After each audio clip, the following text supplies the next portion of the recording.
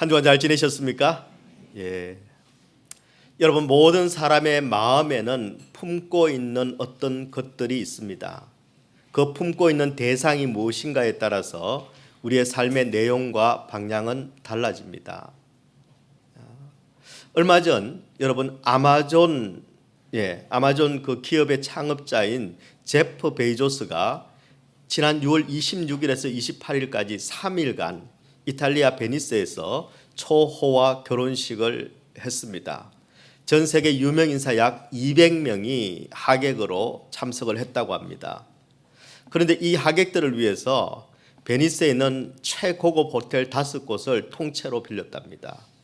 그리고 90대의 개인 제트기, 그리고 30대의 수상 택시, 그리고 500만 달러 규모의 슈퍼 요트가 동원이 됐다고 합니다. 당일날 웨딩 드레스 가격만 해도 한 40만 달러였다고 합니다. 그러니 이 결혼식이 얼마나 사치와 그리고 돈 자랑으로 넘쳤을지 우리가 짐작할 수 있습니다. 우리가 짐작하는 대로 이 베이조스가 3일 동안 어마어마한 결혼식 비용을 썼습니다. 5,600만 달러가 넘는다고 합니다. 한국 돈으로 계산하면 한 760억 원이 넘습니다. 대단하죠. 정말 놀랍습니다. 돈이 그렇게 많은 것도 사실 놀랄 일입니다. 하지만 그것보다는 그렇게 펑펑 쓸 수 있다고 하는 것도 참 놀라운 일입니다. 여러분, 돈이 많다고 다 베이조스처럼 그렇게 쓰지는 않습니다.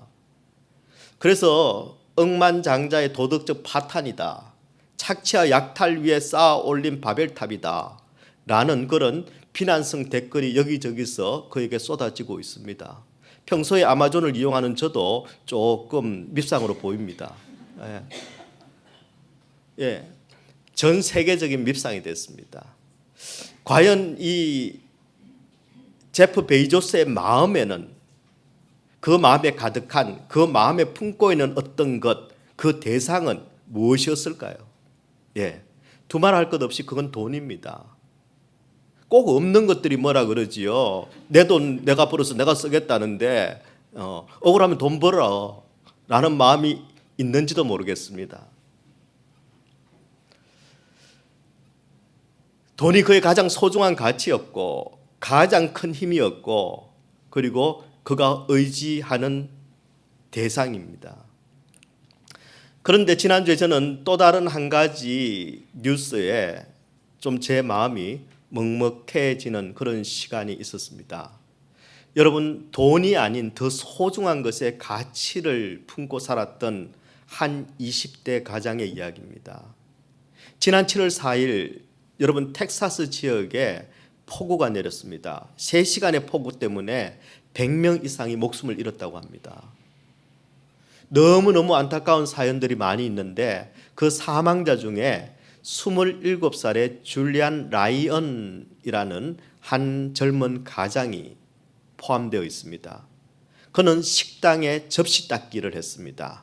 그리고 두 아이들과 그리고 약혼자를 부양하는 그런 성실한 가장이었습니다. 새벽 4시경에 폭우가 몰아쳤습니다. 트레일러 하우스에 살았는데요. 이 트레일러 하우스에 물이 차오르기 시작을 한 겁니다. 부부가 잠이 깼을 때 벌써 무릎 위로 물이 차 올라오고 있었습니다. 침대 위에는 6살짜리와 13개월 된 아이 둘이 있었습니다. 문을 열고 탈출하려고 하는데 수압 때문에 이 문이 열리질 않았습니다. 방문이 열리지 않았습니다. 그러자 라이언이 주먹으로 창문을 깨서 이 통로를 만들었습니다. 그런데 창문을 깨다가 유리에 팔이 베었습니다. 가족들을 탈출시키는 동안에 피가 계속 흘러내렸고 그리고 가족들을 안전한 곳으로 위로 대피시키고 난 다음 이 파열된 동맥 때문에 의식이 점점 희미해져 갔습니다. 그리고 마지막으로 미안해, 나는 도저히 못 갈 것 같아, 사랑해 라는 마지막 말을 남기고 그냥 그 자리에 주저앉고 말았습니다. 결국은 물이 빠지고 난 다음에 죽음으로 발견이 됐습니다. 여러분, 27살이면 아직 젊다 못해 우리가 보기에는 어리죠. 어립니다. 자기들이 보기에는 다 컸고요. 그렇게 많이 배우지도 못했습니다. 뭐 그럴듯한 인생이 아니었습니다. 하지만 그 마음 가운데 품고 있었던 그의 마음 가운데 품고 있었던 가장 소중한 가치, 가장 소중한 대상, 그것은 무엇이었습니까? 가족이었죠. 가족에 대한 사랑이었습니다. 여러분, 갑자기 물이 차올라옵니다. 탈출해야 됩니다. 그러면 무엇부터 챙길까요? 일단 영주권부터 챙겨야지요. 그런데 가족들을 가장 먼저 챙겼습니다. 급한 게 나오는 거거든요. 자신의 목숨을 버리면서까지 지키고 싶었던 대상, 가치, 그것은 라이언에게 그의 가족들이었습니다. 여러분, 지금 여러분이 품고 있는, 마음에 품고 있는 가장 소중한 대상, 가장 소중한 가치는 어떤 것입니까? 여러분, 무엇을 마음에 품고 가장 소중한 가치로 여겨야 우리가 고귀하고 가치 있는 그런 인생을 살아갈 수 있을까요? 제가 결론부터 말씀을 드리겠습니다. 여러분, 하나님을 마음에 품고 하나님을 가장 소중한 가치로 여겨야 우리 인생은 고귀할 수 있습니다. 그리고 가치 있는 삶을 살아가게 됩니다. 뿐만 아닙니다. 하나님을 마음에 품고 하나님을 가장 소중한 가치로 여겨야 이 땅에서의 삶뿐만 아니라 이 땅의 삶이 끝난 뒤에도 우리는 아름다운 열매를 남기는 그런 삶을 살아가게 됩니다. 자, 그렇다면 우리가 하나님을 마음에 품고 하나님을 가장 소중한 가치로 여기며 살려면 도대체 어떻게 해야 될까요? 저는 주신 본문을 중심으로 이 부분을 여러분과 함께 정리하려고 합니다. 바라기는 저와 여러분이 하나님을 마음에 품었기에 하나님을 가장 소중한 가치로 여기기에 그래서 더욱더 존귀한 인생 그리고 열매를 많이 맺는 그런 인생들이 되기를 주님의 이름으로 축원합니다. 자, 그렇다면 하나님을 마음에 품고 하나님을 가장 소중한 가치로 여기며 살려면 무엇이 우리에게 필요할까요? 첫 번째, 우리에게 믿음이 있어야 합니다. 믿음이 있어야 합니다. 여러분, 오늘 본문의 주인공은 남유다의 13번째 왕입니다. 히스기야 왕 이야기입니다. 여러분, 히스기야에 대한 이야기는 여러분 열왕기하 18장부터 19장 20장까지 아주 길게 그리고 상세하게 기록이 되어 있습니다.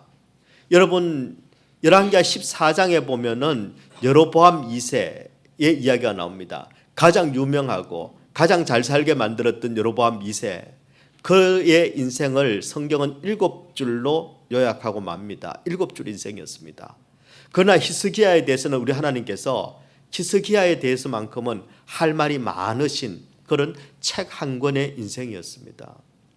사실 오늘 본문의 말씀은 그 전체 이야기 가운데 프롤로그에 해당이 됩니다. 앞으로 아마 한두 번 더 히스기야에 관한 이야기를 여러분과 함께 살펴보게 될 겁니다. 무엇보다 히스기야는 여러분 하나님께 참 많은 은혜를 받았습니다. 참 많은 은혜를 받았습니다. 여러분, 가장 먼저 유다 왕들 중에 여러분 세 사람을 유다의 선한 왕이다 이렇게 읽었습니다. 3대 선한 왕이 있습니다. 첫 번째가 아사 왕입니다. 두 번째가 요시야 왕, 그리고 세 번째가 누굴까요? 히스기야입니다. 뿐만 아닙니다. 하나님께서는 이방의 여러 침입으로부터 히스기야가 다스리는 이 나라를, 유다를 지켜주셨습니다. 그리고 그 당시에 가장 강대국이 아수르였습니다. 아수르 군대 18만 5천 명이 쳐들어왔는데 하나님께서 하루아침에 물리쳐 주셨습니다. 도저히 상상이 되지 않는 그런 특별한 방법으로. 열왕기하 19장 35절에 보면은 나옵니다. 이 밤에 여호와의 사자가 나와서 아수르 진영에서 군사 18만 5천 명을 친지라. 아침에 일찍이 일어나 보니 다 송장이 되었더라. 여러분, 18만 5천 명을 누가요? 여호와의 사자가 쳤습니다. 이뿐 아닙니다. 여러분, 히스기야 하면 뭘 기억하십니까? 죽을 병에 걸렸을 때 하나님께서 병을 고쳐주십니다. 15년의 수명을 연장시켜 주셨죠.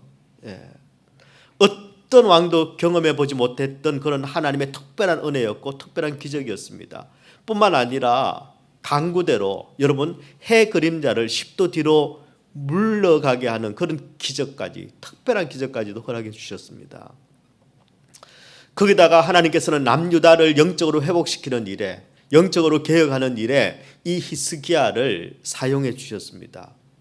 여러분, 하나님께 쓰임 받는다는 것, 하나님의 일에 내가 부르심을 받아서 그 일을 섬긴다는 것, 이것은 인생이 누릴 수 있는 가장 큰 복입니다. 가장 큰 은혜입니다.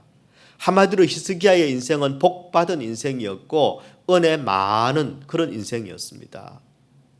여러분, 왜 하나님은 이렇게 많은 은혜를 히스기야에게 베풀어 주셨을까요? 왜 히스기야는 하는 일마다 이렇게 잘되고 형통하게 되었을까요? 그것은 바로 히스기야가 하나님을 그의 마음의 가장 소중한 가치로 여겼기 때문입니다. 바로 하나님을 모시고 사는 그의 믿음 때문이었습니다. 믿음입니다. 하나님을 향한 그의 믿음이 얼마나 신실했는가 하는 것을 보여주는 좋은 예가 오늘 본문 4절에 있습니다. 4절 말씀에 보면은 그가 여러 산당들을 제거하며 주상을 깨뜨리며 아세라 목상을 찍으며 모세가 만들었던 놋뱀을 이스라엘 자손이 이때까지 향하여 분향함으로 그것을 부수고 너우스단이라 일컬었더라. 여러분, 히스기야는 지금 어떤 일을 했습니까? 산당을 제거했습니다. 그가 여러 산당들을 제거했습니다. 근데 여러분, 이 일, 산당을 제거하는 일, 별것 아닌 것처럼 보이는 이 일을 여러분 이때까지 남유다의 어떤 왕들도 하지 못했습니다. 선한 왕들도 하지 못했습니다. 여러분, 이것저것 선정을, 좋은 일을 많이 했지만 여러분 그 인생에 보면은 산당은 제거하지 못하였더라 하는 것이 여러 유다 왕들의 약점이었습니다. 그런데 히스기야는 그 산당 제거, 어느 왕도 하지 못했던 산당을 폐지해 버렸습니다. 여러분, 이것은 굉장히 대단한 일입니다. 산당을 제거한다라는 것은 여러분 수많은 이방의 우상들이 들어와 있기 때문에 그것을 제거하는 일이기 때문에 외교적인 일도 됩니다. 정치적인 일이 됩니다. 군사적인 일이 됩니다. 국가적으로도 엄청난 피해를 입을 수 있는 그런 일이 됩니다. 그런데 그것을 감내하고 산당을 제거해 버린 것입니다. 목숨을 걸지 않으면 할 수 없는 일이었습니다. 뿐만 아닙니다. 히스기야의 이 개혁의 칼날은 이방 우상뿐만 아니라 자신의 동족을 향해서도 서슴지 않았습니다. 여러분, 지금까지 이스라엘이 떠받들고 있던 굉장히 중요한 영적인 유물이 하나 있습니다. 그게 무엇인가 하면 모세의 놋뱀입니다. 모세의 놋뱀이 뭘까요? 지금으로부터 700년 전에, 히스기야 시대부터 700년 전에 여러분 이스라엘 백성들이 출애굽하고 난 다음에 광야에서 하나님을 거역했을 때, 반역했을 때 그때 불뱀이 나와서 담으로 죽여버렸습니다. 그때 하나님께서 모세에게 그 놋으로 불뱀의 모양을 만들어서 세우고 그것을 보는 자들은 산다고 그랬습니다. 죽어가다가 그것을 보기만 해도 살아났습니다. 그러니까 얼마나 이게 중요한 유물이겠습니까? 700년 동안 이 놋뱀을 섬겨왔습니다. 그런데 히스기야가 너우스단, 이거 그냥 놋 조각이다, 그렇게 부르면서 이걸 부숴버렸습니다. 여러분, 이것은 대단한 일입니다. 하나님만 나의 가장 소중한 가치로 여기지 않으면 절대 할 수 없는 일들이었습니다. 이렇게 나라 안팎으로 불만과 저항과 그리고 문제를 일으킬 수밖에 없는 그런 히스기야의 믿음의 행보였습니다. 자, 그럼 여러분, 과연 히스기야가 이 하나님만 바라는, 사람 눈치도 안 보고 이웃 나라 눈치도 안 보고 앞으로 어떻게 될지, 내일 어떻게 살지 아무 생각도 없이 그냥 저지르고 있는 이 믿음의 행보, 하나님만 바라보는 이 믿음의 이 결과는 어떠했을까요? 역대하 30장 26절에 이렇게 말씀하고 있습니다. 예루살렘에 큰 기쁨이 있었으니 이스라엘 왕 다윗의 아들 솔로몬 때로부터 이러한 기쁨이 예루살렘에 없었더라. 여러분, 히스기야의 이 믿음의 행보의 그 결과는 큰 기쁨이었습니다. 자신뿐만 아닙니다. 옆에 있는 사람도, 옆에 있는 가정도, 그가 속한 공동체도, 예루살렘 전체가 여러분 기쁨이 충만하게 만들었다는 것입니다. 여러분, 믿음의 결과는 무엇인가 하면은 기쁨입니다. 믿음의 궁극적인 결과는 기쁨입니다. 만약 지금 내 삶 가운데 여러분 기쁨이 없다고 하면 우리가 확인해야 될 것은 왜 나는 좋은 일이 생기지 않을까? 왜 내 삶 속에는 멋진 일이 생기지 않을까?가 아니라 지금 내가 하나님을 온전히 믿고 있는가? 하나님을 온전히 신뢰하고 있는가? 그것을 여러분 물어봐야 합니다. 지금 내 삶에 기쁨이 없는 것은 여러분 지금 내가 하나님을 온전히 믿고 있지 않기 때문입니다. 아마 제가 이런 말씀을 드리면 여러분 가운데 이런 질문이 떠오르는 분이 계실 것입니다. 아니 목사님 믿음으로 산다고 다 기쁘고 다 즐거운 것은 아니잖아요. 믿음으로 살아도 죽을 병에 걸리고 믿음으로 살아도 비즈니스가 안 되고 믿음으로 살아도 취업이 막히고 믿음으로 살아도 아이들은 속썩이고 상황을 보면 환경을 보면 세상의 정거를 보면은 아니 암만 믿음이 있어도 기뻐할 일이 없는데 어떻게 기뻐합니까? 예, 맞습니다. 사실은 목회자로서 제일 마음이 힘들고 어려울 때가 무엇인가 하면요, 믿음 좋은 성도들이 고난을 받을 때입니다. 믿음 좋은 성도들이 여러분 축복을 받고 믿음 안 좋은 성도들이 고난을 받으면 목회가 얼마나 편하겠습니까? 뭐 내가 말할 필요가 없지요. 그런데 믿음이 좋은 분인데 누구보다 신실하게 교회를 섬기는 분인데 사람들에게 칭찬과 존경받는 분인데 이런 사람이 한두 명만 더 있어도 달라질 것 같은데 근데 그런 분들에게 삶의 어려움이 닥칩니다. 문제 속에서 힘들어합니다. 그것을 바라보는 저는 너무너무 가슴이 아픕니다. 여러분 히스기야도 그랬습니다. 그런 인생의 모든 것을 하나님께 걸었습니다. 그러나 그의 삶이 평탄하지는 않았습니다. 아니 뭐 기뻐했다면서요? 아니요. 기쁨은 기쁨이고 삶은요 죽을 병에 걸렸습니다. 알지 않습니까? 수많은 외적의 침입을 받았습니다. 한 날도 발 뻗고 편히 잘 날은 없었습니다. 안팎으로 전부 일어나서 공격하는 사람들 뿐이었습니다. 그럼에도 불구하고 왜 성경은 그러면 거짓말도 아니고 히스기야가 기쁨으로 충만했다고 말하는 걸까요? 세상이 어떻게 돌아가든 관계없이 남들이 뭐라 그러든 관계없이 나는 내 길을 간다. 오 행복한 마음 즐거운 인생 그러고 뭐 그렇게 떵떵거리며 살았을까요? 아닙니다. 여러분 성경이 말하는 기쁨은 단순히 감정적인 기쁨이 아니라 조건이 채워지는 그런 기쁨이 아니라 성경이 말하는 기쁨은 하나님과의 관계 속에서 누리는 그런 감정을 기쁨이라고 이야기합니다. 히스기야가 기쁠 수 있었던 이유는 상황과 환경이 형통해서가 아니라 하나님과의 관계가 돈독했기 때문입니다. 하나님이 나를 기뻐해 주셨기 때문입니다. 그런 하나님을 내가 그분만 믿고 그분만 의지했기 때문에 가지는 감정, 그것이 바로 기쁨이었던 것입니다.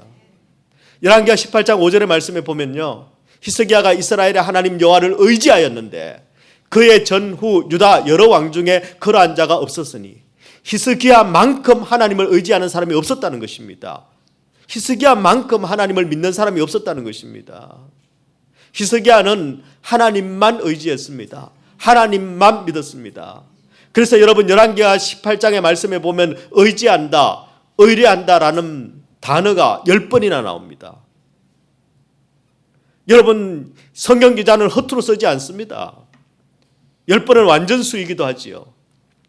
여러분 히스기야라는 그 이름의 뜻이 무엇입니까? 여호와는 나의 힘이 되신다. 여호와는 나의 힘이다. 하나님 외에 나는 다른 어떤 것도 믿지 않고 하나님만 의지하겠다 하는 것이 히스기야라는 이름의 뜻이었고 히스기야는 이런 값을 하며 살아간 그런 사람이었습니다. 여러분 믿음은 동사입니다. 믿습니다라고 말만 하는 그럴듯한 형용사나 그냥 수식구가 아니라 아니면 뜬구름 잡는 그런 추상적인 명사가 아니라 여러분 믿음은 동사입니다. 우리가 믿는다고 말하는 그 믿음은 반드시 믿음의 행위, 믿음의 행보가 있어야 한다는 것입니다. 여러분 히브리서 11장의 말씀에 보면 믿음의 사람들이 나옵니다. 그 믿음의 사람들, 그 믿음의 선진들, 그 사람들의 공통된 특징이 무엇입니까? 하나님이 전부라고 말만 한 사람들이 아니고 하나님을 믿고 하나님을 의지하고 그냥 말만 하는 것이 아니라 정말 그 믿음을 행위로 드러내며 살아간 사람들, 그 사람들이 믿음의 선진, 믿음의 사람들이었습니다. 하나님이 내 인생의 가장 소중한 가치인 것을 여러분 믿음의 행위로 드러내고 나타내는 것, 바로 그것이 믿음의 사람들의 특징이라는 것입니다. 저는 저와 여러분이 히스기야처럼 히브리서 11장에 나오는 믿음의 선진들처럼 하나님이 인생의 가장 소중한 가치라는 것, 그것을 믿고 그것을 결단하고 그것을 삶으로 증명해내는 그런 기쁨이 충만한 인생들 되시기를 주님의 이름으로 축원합니다. 두 번째입니다. 하나님을 마음의 가장 소중한 가치로 여기고 살아가려면 여러분 우리는 언약을 지켜야 합니다. 말씀을 지켜야 합니다. 이스라엘은 하나님이 다스리시는 신정 국가로 하나님이 만드셨습니다. 그래서 왕들은 두 가지를 지켜야 합니다. 하나는 하나님을 경외하는 여호와 경외 사상, 그리고 두 번째는 하나님의 말씀, 여호와 언약 사상입니다. 신명기 17장 18절 19절은 이것을 잘 드러내 주는데요. 그가 왕 위에 오르거든 이 율법서의 등사본을 네 사람 제사장 앞에서 책에 기록하여 평생에 자기 옆에 두고 읽어 그의 하나님 여호와 경외하기를 배우며, 그 다음요, 이 율법의 모든 말과 이 규례를 지켜 행할 것이라. 아멘. 이 두 가지를 왕에 오른 자는 반드시 해야만 합니다. 모든 왕들은 이 두 가지를 지켜야 합니다. 하나님을 경외해야 합니다. 하나님의 언약을 충실히 지키는 것이 왕이 할 일입니다. 그리고 이 이스라엘 나라가 존재하는 이유입니다. 그래서 북이스라엘이 망했을 때 북이스라엘이 망한 이유를 성경은 이렇게 소개합니다. 열왕기하 18장 12절의 말씀이죠. 이는 그들이 하나님 여호와의 말씀을 듣지 아니하고 그의 언약과 여호와의 종 모세가 명령한 모든 것을 따르지 아니하였음이더라. 하나님을 경외하지도 그분의 말씀, 그분의 언약을 따르지도 않았기 때문에 이스라엘은, 여러분 북이스라엘은 멸망한 것입니다. 히스기야는 누구보다 잘 알고 있습니다. 북이스라엘이 지금 망해가고 있는 이유, 그리고 지금 망한 이유를 여러분 하나님을 경외하지 않았고 하나님의 약속, 하나님의 언약을 어겼기 때문이라는 것을 누구보다 잘 알고 있었습니다. 여러분 북이스라엘이 망한 이유는 아수르 때문이 아닙니다. 애굽 때문이 아닙니다. 하나님의 말씀을 버렸기 때문이고 하나님과 함께한 그 언약을 지키지 않았기 때문입니다. 여러분 이렇게 하나님을 버리는 것, 하나님의 언약을 지키지 않는 것을 여러분 히브리어 성경에 보면은 히브리어로 바가드라는 말을 씁니다. 바가드. 듣기에도 일단 좀 어감이 좋지 않죠. 바가드. 예.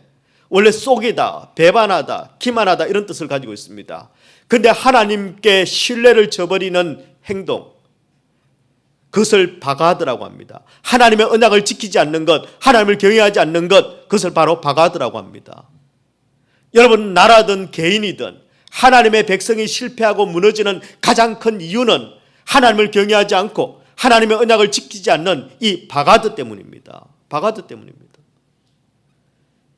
보편적으로 사람들은 여러분 실패의 원인을 외부에서 찾는 경향이 있습니다. 내가 왜 이럴까? 지금 내가 왜 이렇게 힘들게 사는가? 지금 내가 왜 일이 잘 안 풀리는가? 지금 내 삶에 자꾸 왜 균열이 생기는가? 왜 내가 원하지 않는 일들만 자꾸 생기고 내가 원하는 일들은 안 생기는가? 우리는 자꾸 무엇 때문인지를 외적인 상황이나 또 다른 사람 때문에 그렇게 돌리는 경우가 많이 있습니다. 그런데 여러분 이건 문제 해결의 바른 태도가 아닙니다. 나라든 개인이든 여러분 실패하고 무너지는 이유는 바로 나를 먼저 돌아보는 데서 시작되어야 합니다. 어떻나요? 내 상태가 지금 바가드인지 하나님의 말씀에 지금 불순종하고 있는 자인지 하나님의 약속을 지금 지키고 있는 자인지 그것부터 먼저 확인해 봐야 합니다. 여러분 히스기야가 위대한 점은 이런 것입니다. 히스기야는 언제나 말씀으로 자신을 점검을 했습니다. 무슨 일이 생기면 먼저 말씀으로 하나님이 왜 하나님께 물었습니다. 히스기야에게 가장 소중한 가치는 하나님의 언약이었습니다. 그분의 말씀이었습니다. 여러분 히스기야가 남유다의 3대 착한 왕, 3대 선왕 중에 한 사람인 것, 남유다를 안팎으로 개혁할 수 있었던 것, 여러분 산당까지 제거할 수 있었던 것, 불안한 그런 국제 정세 속에서도 여러분 약소 국가였던 남유다를 굳건히 지켜낼 수 있었던 것, 그것은 그게 남다른 능력이 있어서가 아닙니다. 남다른 수단이 있어서가 아닙니다. 히스기야도 여러분 잘못되려면 얼마든지 잘못될 수 있는 그런 조건, 그런 상황 가운데 있었습니다. 여러분 히스기야의 아버지가 누구입니까? 남유다의 아합이라고 불리는 아하스 왕이었습니다. 세상에 남유다에서 가장 악한 왕이었습니다. 여러분 악한 아버지 밑에서 얼마든지 악한 것을, 악한 행실을 보고 배울 수 있었습니다. 나는 저렇게는 안 살아 그래도요, 나이 들면 꼭 자기 아버지처럼 살더라고요. 여러분 이 아버지 아하스 왕은 잔인했습니다. 포악했습니다. 그런데 이 아버지가 아들인 히스기야에게 아무 상처도 안 주고 나이스하게 대했을 리가 없습니다. 아버지에게 얼마나 큰 상처와 여러분 큰 그런 어려움들을 많이 겪었을 겁니다. 여러분 얼마든지 비뚤어질 수 있었습니다. 얼마든지 바알 숭배자로 변절할 수 있었습니다. 다 그러고 있는데요 뭐. 그러나 히스기야는 하나님의 말씀을 어기는 바가드가 아니라 하나님의 언약의 말씀을 따르는 자, 순종하는 자, 그렇게 자기 자신을 지켜나갔고, 그리고 왕이 된다면 그렇게 나라를 지켜나갔습니다. 그래서 그는 말씀대로 성전을 정하였습니다. 말씀대로 절기를 지켰습니다. 말씀대로 성전의 일꾼, 바로 제사장들과 일꾼들을 세웠습니다. 말씀대로 예배드렸습니다. 말씀대로 나라를 통치했습니다. 말씀대로 자신의 본분을, 왕의 본분을 지키려고 애를 썼습니다. 과연 하나님을 인생의 가장 소중한 가치로 여기고 하나님의 언약을 지키려고 애를 쓴 히스기야, 하나님께서는 어떤 은혜를 베푸셨을까요? 여러분 역대기에 보면 역대기의 저자라고 여겨지는 에스라가 이렇게 평가합니다. 역대하 31장 21절의 말씀입니다.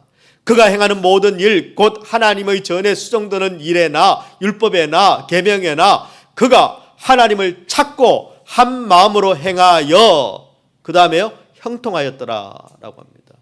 언약을 지키려고 애를 쓴 히스기야, 어떤 상황 가운데서도 하나님을 찾은 그 히스기야, 하나님께서는 그를 형통한 인생으로 만들어 주셨다는 것입니다. 여러분 말씀 안에서 형통하는 것, 하나님 안에서 형통하는 것, 이것이 진짜 성공입니다. 그것이 진짜 성공한 인생입니다. 여러분 지금 우리는 내가 지금 말씀 안에 있는 사람인가 아니면 말씀 밖에 있는 사람인가 확인해야 합니다. 지금 나는 혹시나 하나님을 거부하고 적당히 빠져나가고 있는 그런 바가드가 아닌가 확인해야 합니다. 그리고 말씀을 지키고 따르기로 결단해야 합니다. 그래서 하나님께서 기뻐하시는 열매 맺는 인생, 형통한 인생들이 다 되시기를 우리 주님의 이름으로 축원합니다. 마음의 중심이 하나님으로 가득 차 있는 사람, 그리고 그 하나님께 인생을 걸고 사는 사람, 그런 사람은 무엇이 다를까요? 여러분에게 한 가지 이야기를 나누고 말씀을 마무리하려고 합니다. 이제 10년이 지났습니다. 2015년 6월 17일 밤이었습니다. 저 동부에 있는 사우스캐롤라이나의 찰스톤이라는 도시가 있죠. 거기에 임마누엘 교회에서 총격 사건이 벌어졌습니다. 여러분 이 임마누엘 교회는요 1816년에 흑인 노예 출신의 목사가 미국 남부에서 처음 세운 가장 오래된 교회입니다. 그런데 이 교회에 바이블 스터디를 저녁 때 9명이 모여서 바이블 스터디를 하고 있었습니다. 그런데 딜런 루퍼라고 하는 백인 젊은이가 교회로 들어가서 바이블 스터디를 하고 있는 사람들에게 총을 난사를 했습니다. 클레멘테 핑커니 목사님을 비롯해서 그 자리에서 9명이 사망했습니다. 흑인에 대한 정오 때문에, 그리고 인종차별에 의한 그런 살인이었습니다. 이미 총에 맞아서 쓰러지고 죽어 있는 사람에게 그 시신을 향해서 수십 발을 난사하는 그런 아주 끔찍한 일을 저질렀습니다. 그리고 도망을 갔는데 곧 체포가 됐습니다. 딜런 루프가 체포되고 법정에 서는 날 희생자의 가족들도 그 법정에 다 와 앉아 있었습니다. 범인의 얼굴을 그 자리에서 지켜봤습니다. 여러분 어떤 심정이었을까요? 여러분 피가 거꾸로 쏟는 것 같지 않았을까요? 가서 멱살이라도 잡고 주먹이라도 날리고 소리라도 지르고 싶지 않았을까요? 근데 그 심판정에서 법정에서 이상한 일이 벌어졌습니다. 놀랍게도 희생자 가족 전원이 범인을 용서하겠다라고 했습니다. 그 중에 티안자 샌더스라는 희생자가 있었습니다. 26살의 여러분 청년이었습니다. 집이 가난해서 이제 대학을 졸업하고 이발소를 열어서 내가 가족을 부양하고 그렇게 살 꿈을 꾸고 있었습니다. 그 가운데서도 교회 저녁 때 나와서 성경 공부를 하면서 그의 꿈과 소망을 키우고 있었는데 바로 그날 밤 끔찍하게 살해당하고 말았습니다.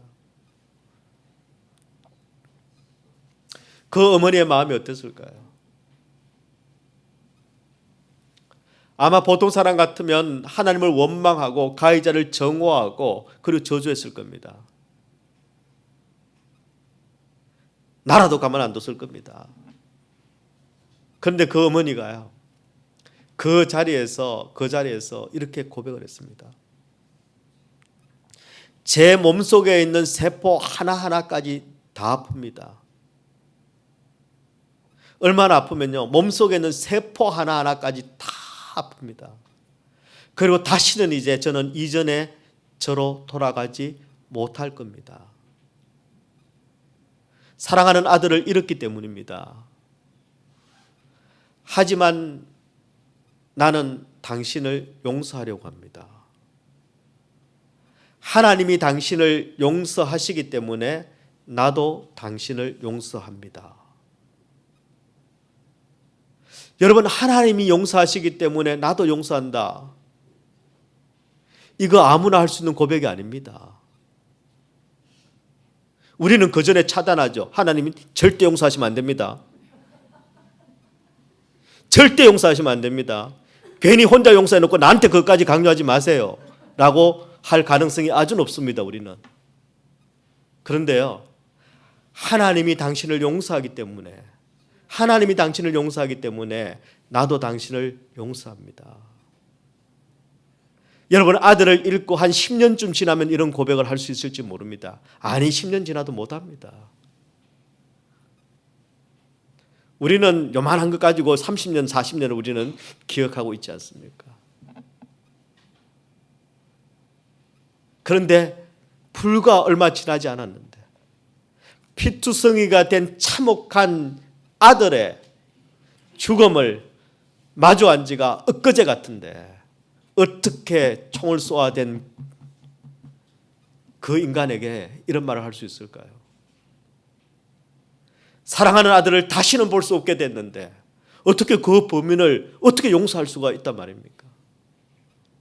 사실은 설교를 하고 있는 저도 사실은 이해가 잘 안 갑니다.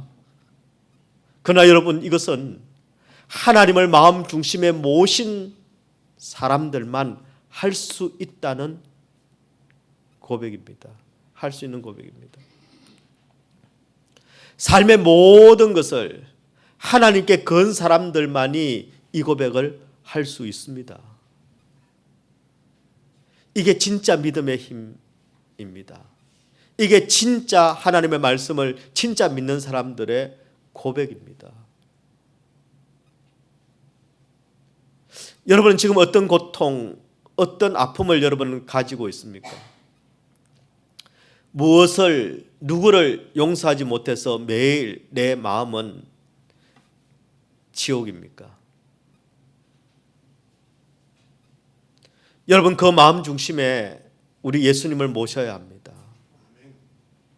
내 모든 죄를 용서하시고 나를 위하여 십자가에 목숨을 내어주신 죽기까지 나를 사랑하신, 그리고 지금 사랑하고 계시는 바로 그 예수님, 그분이 내 마음속에 꽉 채워지도록, 그분께 내 마음의 가장 소중한 자리를, 가장 귀한 자리를, 내 마음의 전부를 여러분 그분께 내어드려야 합니다. 그러면 지옥 같은 마음이 천국으로 바뀔 것입니다. 미운 사람이 있으면 그게 지옥이지요.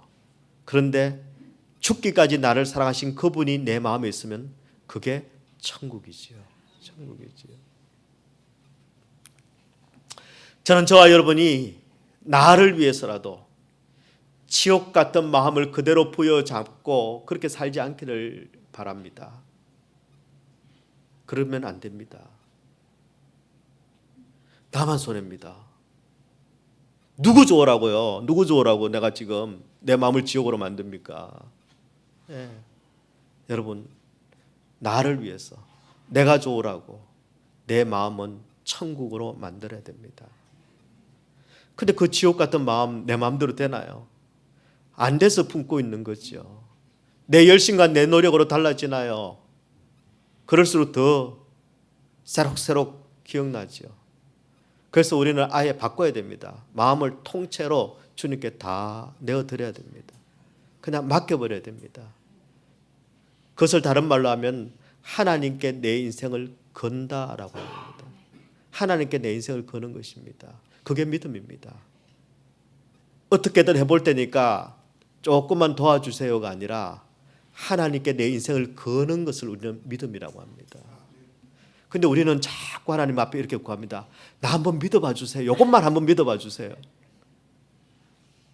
저는 이렇게 말하고 싶습니다. 네가 하나님이면 너를 믿겠냐? 네, 우리가 하나님을 믿어야 합니다.